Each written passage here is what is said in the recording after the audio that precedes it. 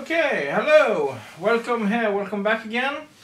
This is Ray from explorerray.com, and today it's another episode about Antarctica. This will be my third episode. We are still on gear. The point with this episode is to look a little bit about the insulation, the base layer of clothing, because as all of you know, when you go into Arctic environments, or for my sake to the Antarctic, I might even go to Svalbard or other places, or even just stay at home where I live, you need to dress in layers, and you have some options, and I will take you through what I'm thinking about bringing and some of the options. On the table in front of me here, I have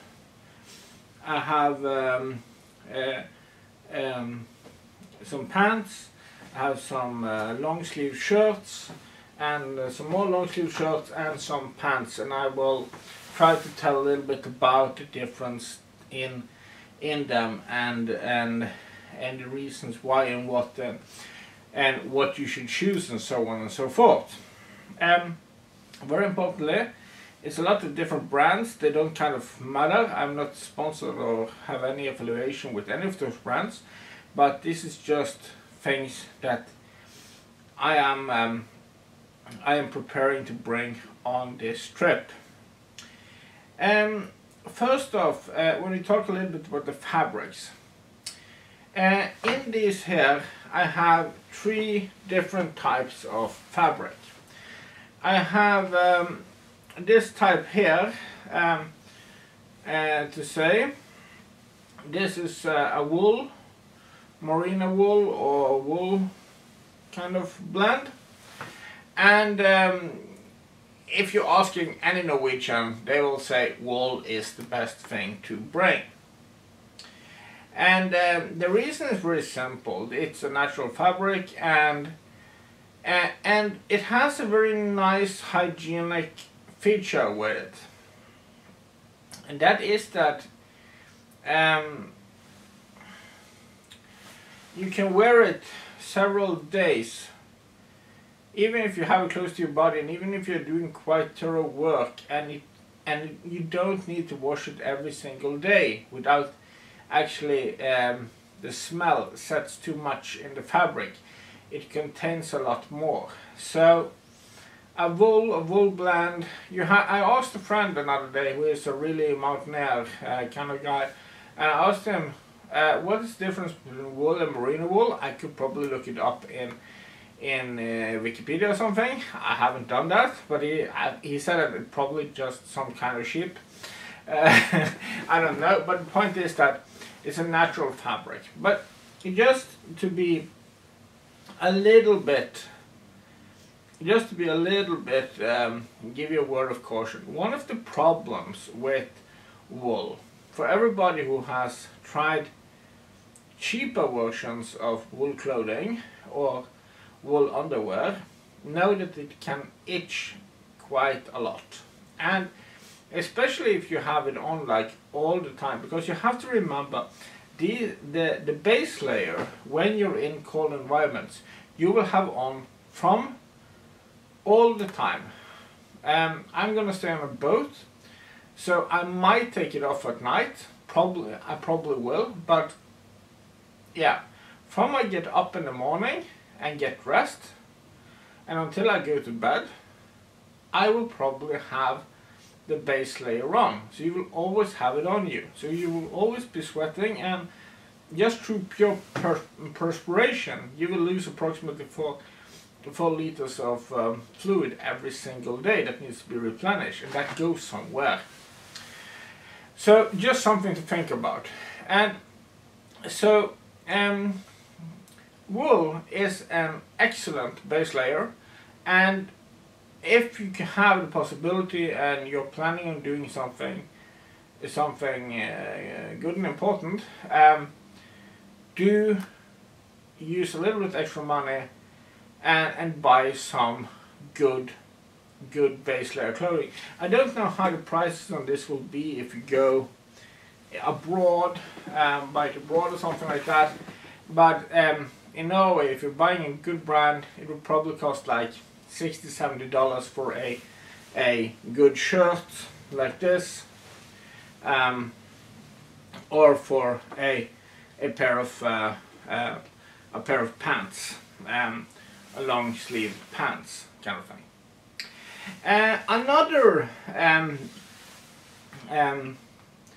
Another insulator you can actually use, which I have used, especially when I used it when I went to the Svalbard Islands in the Antarctic, is this.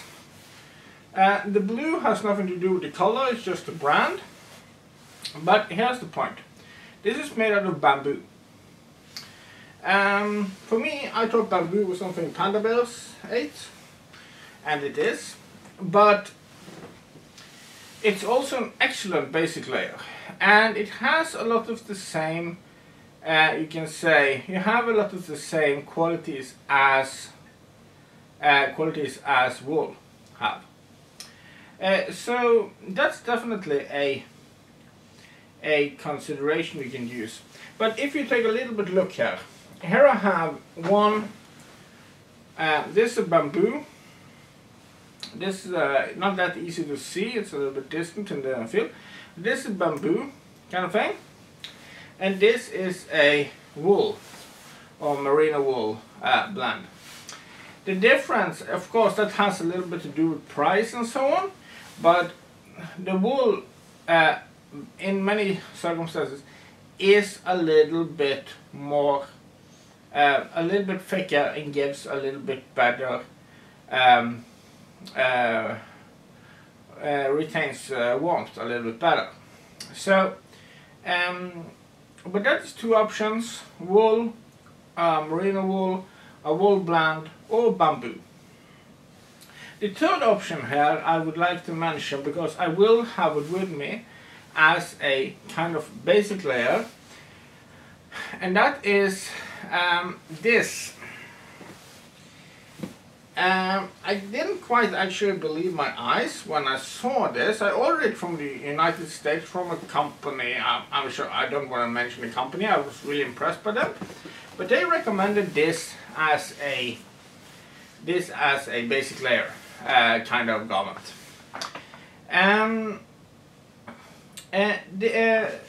I'll get back to the fabric in a little bit.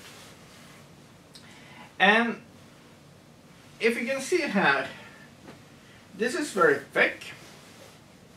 It's quite thick when it comes to the fabric, so on, and it's kind of elasticy.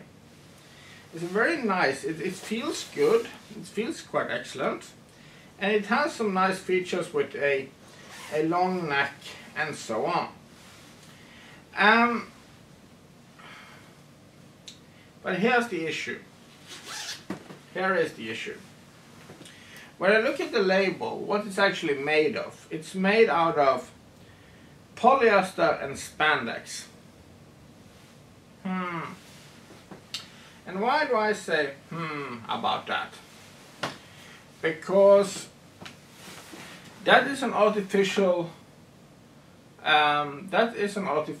fabric, and it's plasticky of sorts.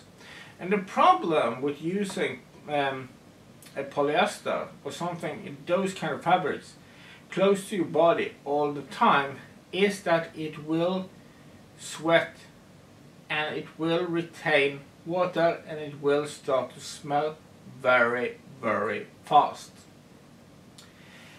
So, my recommendations, and I talked to a friend of mine, and he said that you can't use that as an inner basic layer. You have to have a t-shirt or something else inside here.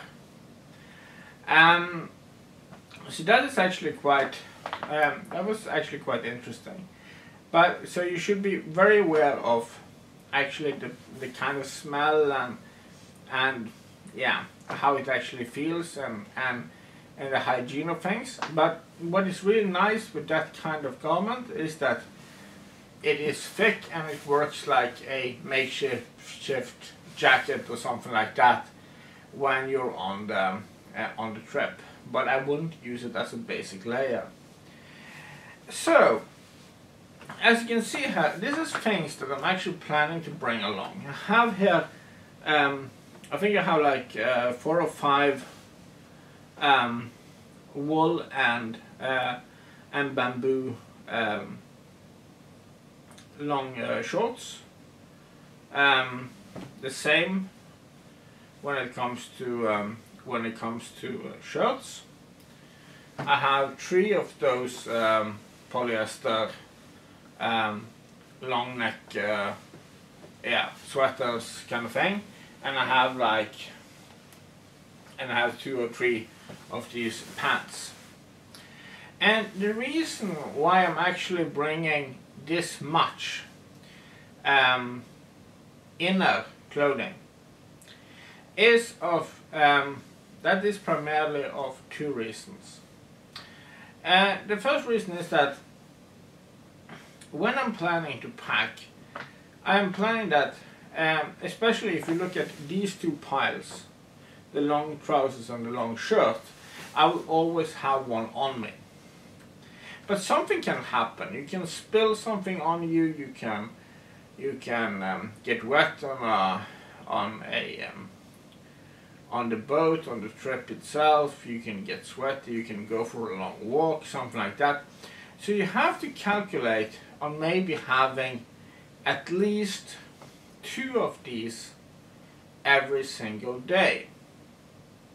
Now I did say that they retains moisture and smell quite good, but still, if you can have fresh ones, that will be the best. Now, unfortunately enough, when I'm going on this Antarctica cruise on this expedition ship, they have a laundry facility, and that gives me a possibility to plan. So if I say that I always will have 1 set in use, I will have 1 set in spare, always, at any time, and I also then will have 1 or 2 sets extra. I can always have 2 sets available when I have 1 at the laundry. So what I'm actually kind of planning is that I'm planning a kind of laundry cycle for my clothing. And this is the kind of clothing, because if we have a really cold day, I will probably use one of these long underwear, long trousers, together with this a little bit thicker polyester pants, so that I avoid sweating out these pants, but I will still use those. So I'm planning a little bit of a kind of, you have what you need for every day, and you also have, you can store up a couple of days. You might do like a laundry cycle every 3rd, 4th day, something like that, instead of having to either go in dirty clothes, since you will be using them all the time, and so on and so forth. Just one little domestic issue, or what I should say, which is important, especially when it comes to the bamboo and to the wool garments. Remember to wash them with special detergents and so on, because either they will actually lose a lot of their qualities. So this was a little bit about how I am planning my trip, regarding you can say, the base layer of the basic layer of what to wear when I'm going to the polar regions, especially when I'm going to Antarctica. So, if you like what I do, please subscribe to my channel, follow my preparations for my Antarctica trip, and my other trips that are upcoming. So have an excellent weekend and take care. Goodbye for now.